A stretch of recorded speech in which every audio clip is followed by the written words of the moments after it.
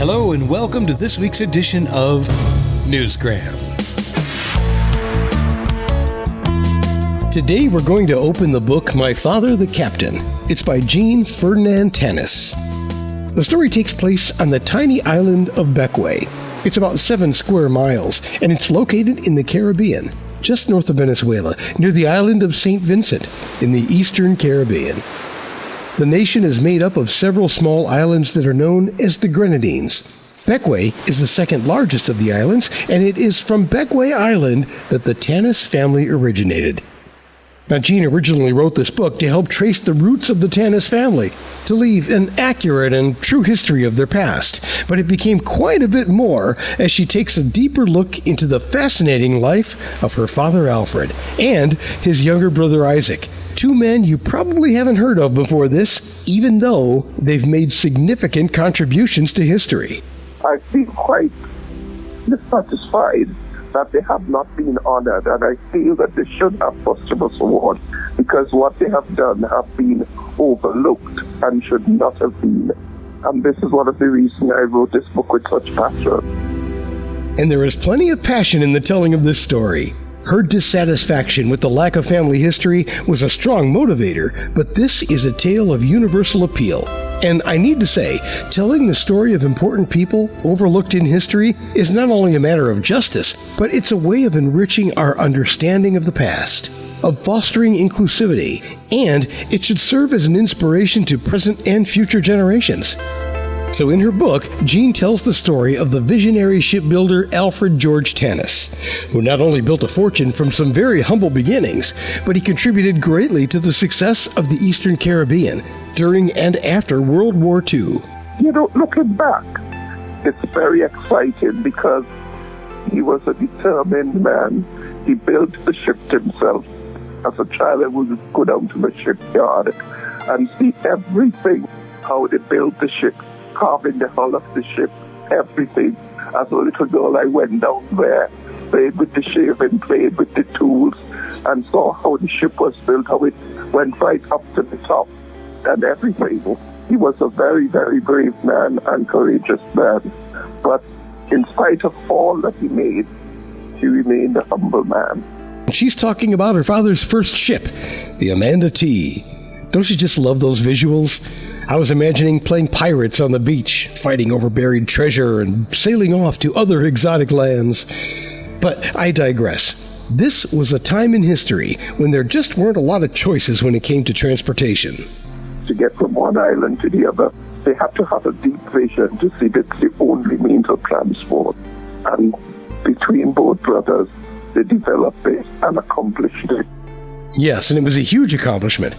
They eventually had several ships. These were tall, multi-masted schooners, doing important work during World War II. More on that in a minute. And speaking of visuals, let me share one of my favorites with you from the book when the Amanda T was finally ready to set sail.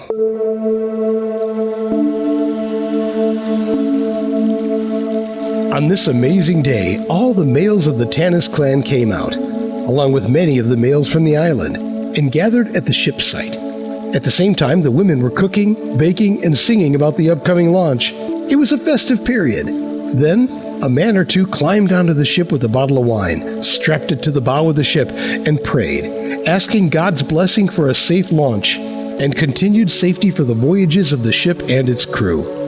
Then, they broke the bottle of wine and pronounced, "I name this ship the Amanda T. God bless all who sail in you." Then, men and women went on opposite sides of the ship, approximately 12 on each side, with axes. They cut down the wooden pillars that had held up the ship as it was being built. Some took hold of long pieces of lumber and others held pieces of rope that were professionally strapped to the ship for the purpose of launching.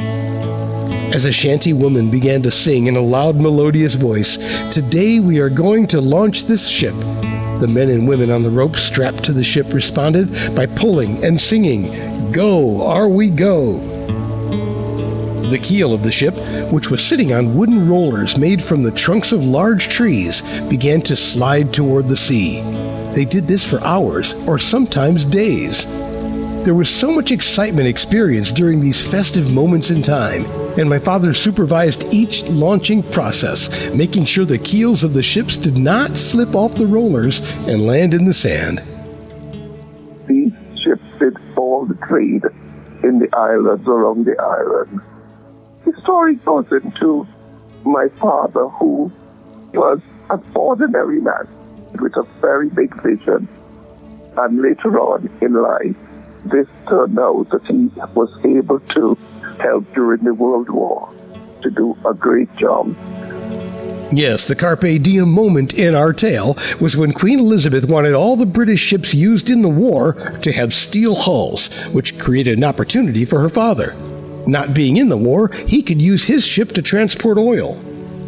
While the other steel hull ships had gone to be at war, it left a void, and the oil from the island of Trinidad, where they extracted the crude oil, there was no way and no ship to transport it to Guyana, British Guyana, where they did the distilling of the oil.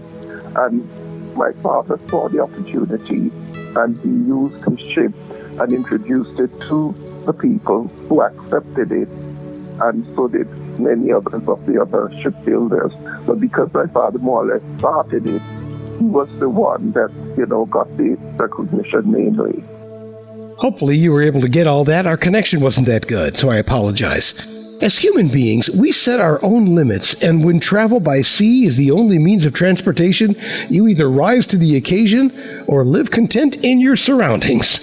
Alfred and Isaac were not only driven to travel by sea, they were driven to make a difference in the world, to live for something, to have a purpose, to seize the moment when opportunity comes knocking. A very brave thing to do. The sea is a dangerous place. It's a friendly place. If you ever get the opportunity to go to the islands, the Grenadines, do make an effort to go there, because it's a place where everybody goes yachting. But the sea is a friendly place, and it's a dangerous place. Depends how you treat it, whether you respect it or you just take it for granted. And we will learn to respect the land and the sea. Yes, perhaps one day I will sail my yacht in the Grenadines. You never know.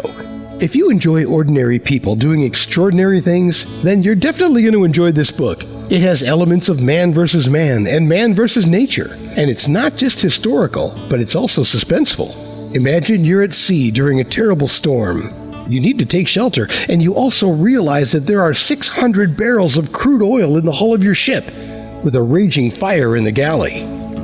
Read the rest of the story, and you would know why I finished my book by saying, disappointment is inevitable, but discouragement is a choice. No matter how disappointed you get, never become discouraged, because we have a God. In disappointment, in any situation you are, you must hold on to the hand of God, as my father held on to the wheel of that ship that day. If there was ever a time to look to the heavens, it had to be that one. The book is called My Father the Captain by Ferdinand Tannis. The story of two brothers from poor and humble backgrounds who, with vision and determination, become wealthy men, but they never forgot their roots. It's available now wherever you like to shop for books online, and we've put a link to Amazon and Barnes & Noble in the show's description for you.